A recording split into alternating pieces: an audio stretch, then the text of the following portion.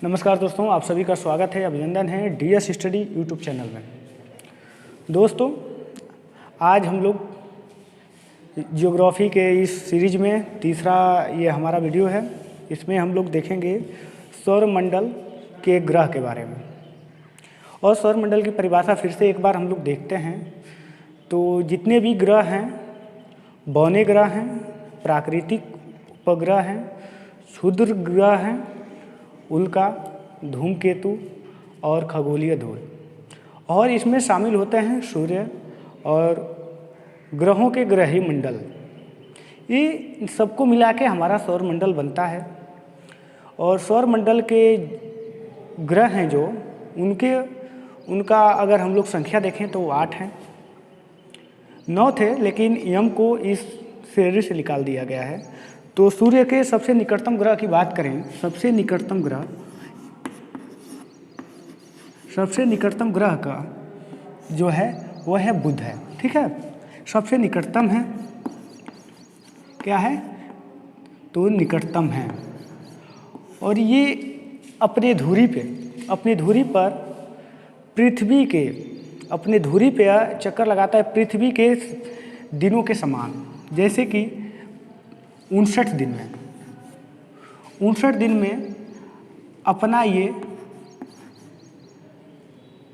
ये चक्कर लगाता है। और 88 दिनों में ये सूर्य का चक्कर लगाता है।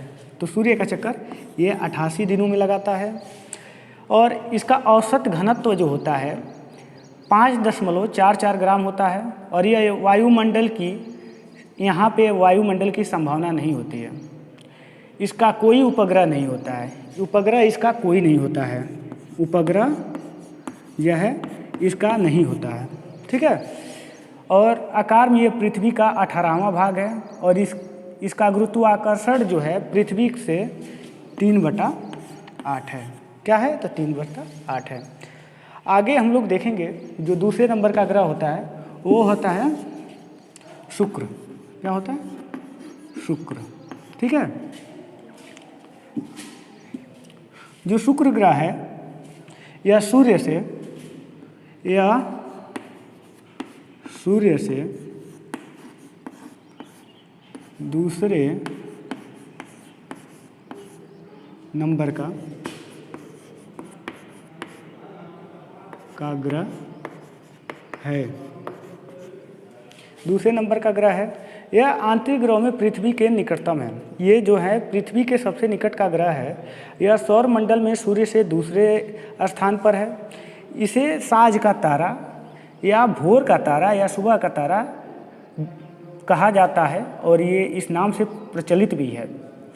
पृथ्वी की बहन अगर कहें तो बहन के रूप में भी इसे जाना जाता है। भगनी ग्रह भी कहा जाता है इसको। और यहाँ पे जो खोज हुआ उसके अनुसार शुक्र सबसे गर्म ग्रह है। शुक्र जो है सबसे गर्म ग्रह है। यह रात तथा दिन के तापमान लगभग समान ही होते हैं। शुक्र के वायुमंडल में 90 से 95% कार्बन डाइऑक्साइड है। और कोई किरण बेल्ट नहीं होता है इसका कोई उपग्रह भी नहीं है। बुध का भी उपग्रह नहीं था और शुक्र का भी उपग्रह नहीं है। शुक्र और बुध का उपग्रह नहीं है। ठीक है। और यह सूर्य एवं चंद्रमा के बाद सबसे ज़्यादा चमकीला भी दिखाई पड़ता है। यह पृथ्वी के लगभग बराबर आकार तथा भार का है। ये पृथ्वी के आकार और भार में है, इसीलिए इसको पृथ्वी की बहन भी कहा जाता है। यह सूर्य की परिक्रमा 225 दिनों में लगाता है। और औसत घनत्व इसकी बात करें तो 5.24 इसका घनत्व है ग्राम। औसत कक्षीय चाल की अगर बात करें तो 35.02 किलोमीटर सेकेंड है। यह गर्म और तपता हुआ ग्रह है। क्या है तो ये गर्म है और तपता हुआ ग्रह है। तो और तीसरे नंबर पे आता है हमारा पृथ्वी। तीसरे नंबर पे क्या आता है तो हमारा पृथ्वी है। ठीक है। पृथ्वी की अगर बात करें हम तो पृथ्वी का अपना एक विशिष्ट आकार है जिसे हम लोग जियोड के नाम से जानते हैं। इसकी आकृति जो आकृति है लवक्ष गुलाब है। पृथ्वी का भूमध्य रेखीय व्यास अगर हम बात करें तो 12,756 किलोमीटर है, जिसे अगर मील में हम लोग देखें तो 7,927 मील होता है। और ध्रुवीय व्यास 12,714 है किलोमीटर है, और मील में इसको देखें तो 7,900 मील है। या पृथ्वी की भूमध्य रेखीय परिधि की बात करें तो 40,075 किलोमीटर है। और पूरी पृथ्वी गति करती है 365 दिनों में अपनी जो घूर्णन है इसको पूरा करती है। और पृथ्वी अपनी धुरी पर पश्चिम से पूर्व की ओर क्या करती है, चक्कर लगाती है। पश्चिम से पूर्व की ओर चक्कर लगाती है। कुल 1610 किलोमीटर प्रति घंटे की गति से 23 घंटे 56 मिनट एवं 4 सेकंड में एक चक्कर लगाती है। पृथ्वी का 71% भाग जलमंडल से ढका हुआ है और 29% भाग स्थल मंडल है। पृथ्वी की दैनिक घूर्णन गति के कारण दिन एवं रात बनते हैं और वार्षिक परिक्रमण गति के कारण ऋतु परिवर्तन भी होता है। पृथ्वी का परिक्रमण पथ दीर्घवृत्तीय है और पृथ्वी तथा सूर्य के बीच की दूरी में परिवर्तन होता रहता है। यह दूरी 3 जनवरी को सबसे कम होती है और 4 जुलाई को सबसे अधिक होती है। सबसे कम दूरी की अवस्था को हम लोग उपसौर कहते हैं और अधिकतम दूरी की अवस्था को हम लोग अपसौर कहते हैं। पृथ्वी द्वारा प्राप्त वार्षिक सूर्य ताप 3 जनवरी को और 4 जुलाई को अपेक्षा अधिक होता है और पृथ्वी अपने कक्ष तल पे 23.5 अंश पे झुकी हुई है। और पृथ्वी के इस झुकाव एवं दीर्घवृत्तीय कक्ष के कारण पृथ्वी की 4 विशिष्ट स्थितियां होती हैं। तो जैसे पृथ्वी अपने अक्ष पे 23.5 अंश झुकी हुई है, पृथ्वी के इस झुकाव एवं दीर्घवृत्तीय कक्ष के कारण पृथ्वी को 4 विशिष्ट स्थितियाँ होती हैं। जैसे कि 21 जून को कर्क रेखा पर सूर्य की किरणें 90 डिग्री लंबवत पड़ती है और इसी तिथि को उत्तरी गोलार्ध में दिन की अवधि जो होती है सर्वाधिक लंबी होती है।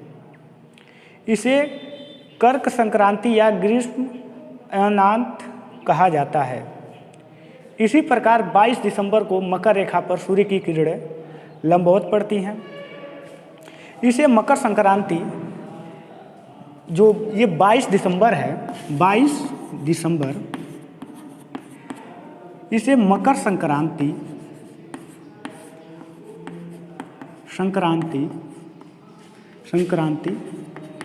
कहते हैं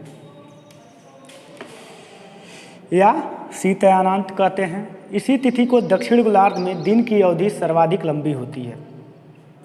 और 21 मार्च और 23 दिसंबर को विषुवत रेखा पर सूर्य की किरणें लंबवत पड़ती हैं। किस दिन पड़ रहा है?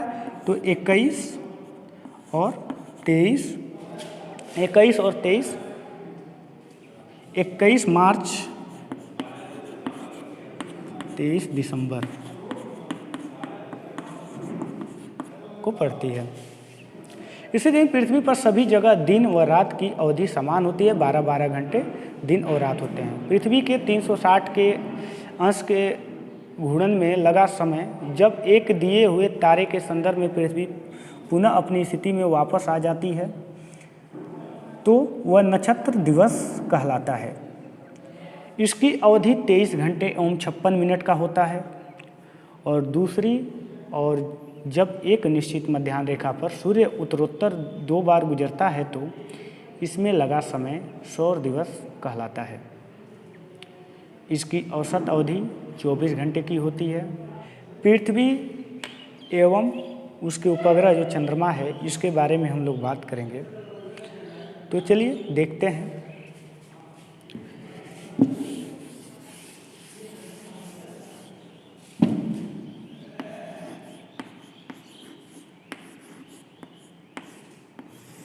पृथ्वी और चंद्रमा। चंद्रमा दीर्घ वृत्तीय पथ में पृथ्वी की परिक्रमा करता है। जब चंद्रमा पृथ्वी के सबसे निकट होता है तो इस अवस्था को पेरोजी कहा जाता है। चंद्रमा की पृथ्वी से सबसे दूर की अवस्था एपोजी कहलाता है। चंद्रमा सबसे दूर की अवस्था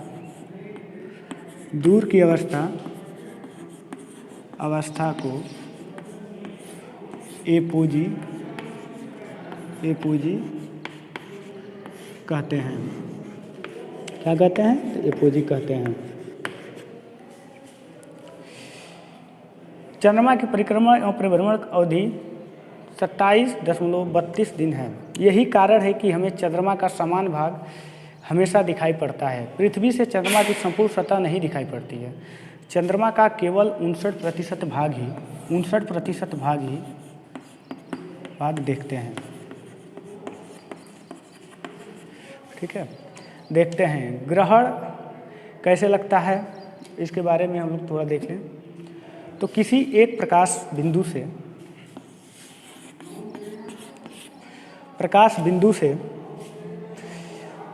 जो मार्ग होता है प्रकाश जाने का, उसके बीच में अगर कोई ठोस पदार्थ या अपारदर्शी कोई वस्तु आ जाए तो उसकी छाया आगे, मतलब उसका प्रकाश आगे नहीं जा पाता है, उसका छाया केवल जाता है। उसको प्रछाया कहा जाता है। प्रछाया के अंतर्गत किसी भी स्थान से देखने पर प्रकाश स्रोत ढका हुआ दिखाई पड़ता है। प्रकाश स्रोत एक बिंदु न होकर विस्तृत होता है तो उसके मार्ग में आने वाली वस्तु की छाया के 3 अलग अलग क्षेत्र होंगे। प्रथम होता है एक नोक पर झुकी हुई घनी शंक्वाकार छाया, जिसे हम लोग प्रछाया कहते हैं। तो यहाँ तक हम लोग का ये पृथ्वी जो ग्रह है उसके बारे में हम लोग देखें। और ग्रह के बारे में बात कर चुके हैं जिसका नाम था पृथ्वी। अब चौथा ग्रह हम लोग देखेंगे। चौथा ग्रह है मंगल। क्या है? मंगल।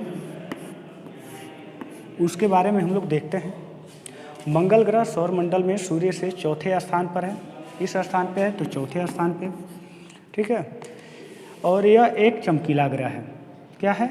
चमकीला ग्रह है। और इसके 2 उपग्रह हैं। कौन से हैं? 2 उपग्रह हैं, फोबोस और डीमोस।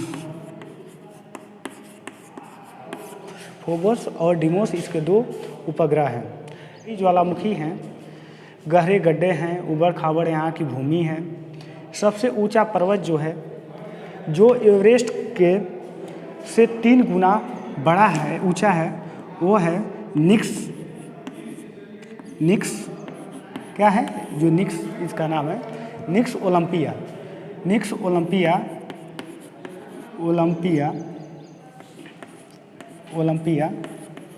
जो है वो, और ये मंगल ग्रह पे है। लाल ग्रह के नाम से मंगल ग्रह ही विख्यात है। सूर्य से दूरी 22.7 करोड़ किलोमीटर है। इसका विषुवत रेखीय व्यास की बात करें तो 6761 किलोमीटर है। यह सूर्य के चारों ओर एक चक्कर लगाने में 686.9 दिन लगाता है। इसका औसत घनत्व 3.94 ग्राम है तथा औसत कक्षीय चाल की बात करें हम लोग तो 24.07 किलोमीटर सेकंड है। मंगल के 2 ध्रुव हैं। यहाँ भी पृथ्वी की भांति ऋतु परिवर्तन भी होता है। ऐसा पृथ्वी की तरह ही इसकी धुरी झुकी हुई होने के कारण यहाँ पे ऋतु परिवर्तन होता है। देखते हैं अगला जो ग्रह है वह है बृहस्पति। क्या है? तो बृहस्पति के बारे में। यह सौरमंडल का सबसे बड़ा ग्रह है और यह सूर्य से 5वें स्थान पर आता है और इसका घनत्व पृथ्वी के घनत्व का 1/4 है। यह सूर्य की परिक्रमा में 11.9 वर्ष लगाता है और इसका औसत घनत्व 1.33 ग्राम है और औसत कक्षीय चाल 13.07 किलोमीटर प्रति सेकंड है। और इसका द्रव्यमान सौरमंडल के सभी ग्रहों का 71% आयतन 1.5 गुना है। बृहस्पति की नक्षत्रगत 2 विशेषताएं हैं। वो कौन कौन सी है? तो पहला है यह तारों की तरह सूर्य से प्राप्त ऊर्जा से 2 गुनी या 3 गुनी ऊर्जा उत्सर्जित करता है। और इसकी अपनी रेडियो ऊर्जा भी होती है। इसके वायुमंडल में अधिकांशतः हाइड्रोजन और हीलियम गैसें भी हैं। मीथेन तथा अमोनिया भी रासायनिक अभिक्रिया तथा ऊर्जा उत्सर्जन के दौरान वायुमंडल में मौजूद रहती हैं। ग्रह के चारों ओर बनी पट्टियों से बृहस्पति का वायुमंडल चिन्हित है। यहाँ 5 चमकीले पट्टियाँ हैं, एक विशाल लाल चिन्ह तथा 4 गड़ी भूरी पट्टियाँ पाई गई हैं। और बृहस्पति के उपग्रह की बात करें तो बृहस्पति के 53 उपग्रह हैं और यह अत्यधिक गर्म ग्रह है और इसका अक्ष 19 डिग्री झुका होने के कारण यहाँ मौसम सदा समान रहता है। इसके उपग्रहों शनि से कुछ विपरीत हैं तो कुछ अनुकूल दिशा में परिक्रमा करते हैं। बृहस्पति के 2 अन्य उपग्रह हैं जिसे याद रखने के लिए हम लोग उपग्रह को याद रखने के लिए हम लोग चंद्रमा कह सकते हैं। पहला है गैनीमेड और दूसरा है कैलिस्टो। ये कार्बन और नाइट्रोजन से युक्त जटिल अणुओं की मौजूदगी का पता चलता है यहाँ पे। गैनीमेड पर तरल अवस्था में ऑक्सीजन तथा गैसीय अवस्था में हाइड्रोजन की मात्रा मौजूद है। दोस्तों, अगले भाग में हम लोग शनि के बारे में और अरुण बरुण के बारे में बात करेंगे। तब तक के लिए